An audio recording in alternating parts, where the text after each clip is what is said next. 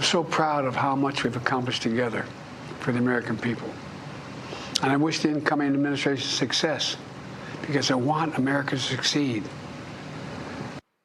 Well, President Joe Biden said his goodbyes to America last night. He offered his farewell address from the Oval Office just days before Donald Trump will be sworn in. And with that, we do want to welcome in our NBC 10 political commentator, Sue O'Connell. Well, Sue, before we talk about his speech and go over what he said, let's talk about what this speech is about. It's about legacy.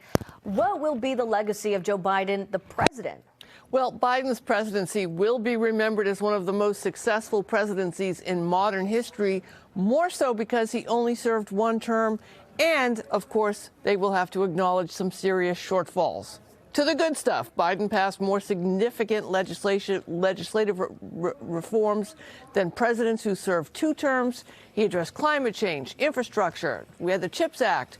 We had the first gun control measure in decades. And he led the country out of COVID and brokered this Israel-Hamas ceasefire, improved the country's economy, supported Ukraine, and plus, he ended the nation's longest war in Afghanistan. Now, on the other hand, that Afghanistan withdrawal was chaotic, inflation was stubborn, immigration policy not improved, and he may have stayed in the race for a second term too long. So, Priscilla, check back with me in 10 years to see how these settle into a legacy narrative. All right, I'm going to put it into my calendar now. It'll remind me in 10 years that we're going to have this conversation.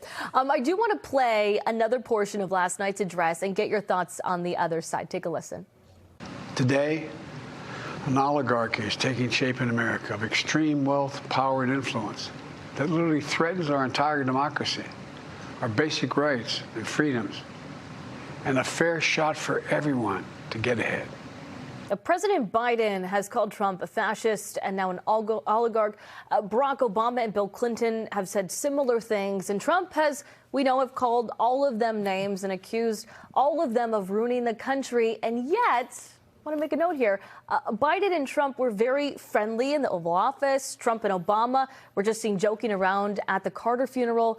And all of them will be at Inauguration Day. Are American voters being played? I mean, like, what is going on here? So, Priscilla, I don't think American voters are being played, but I think how you view this congeniality and respect depends on how you view the institutions, the traditions, and the norms of our democracy.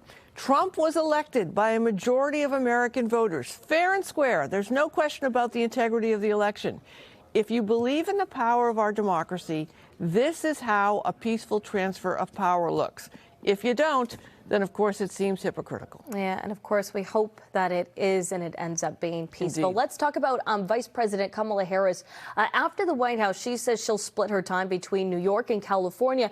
What do you think her future looks like now? So remember, she's very young compared to the presidents that we've recently had. So Vice President Harris has a lot of opportunities ahead of her. The postmortems of her presidential run pretty universally reveal her to be a strong candidate who is up against insurmountable odds. So what's next? Well, she could run for governor of California in 2026. She could run for president again in 2028.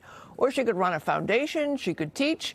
But I bet there's definitely going to be a book in the mix first, Priscilla. You know what? I'm going to put some money on that bet as well, Sue. It's an easy one. Thanks so much.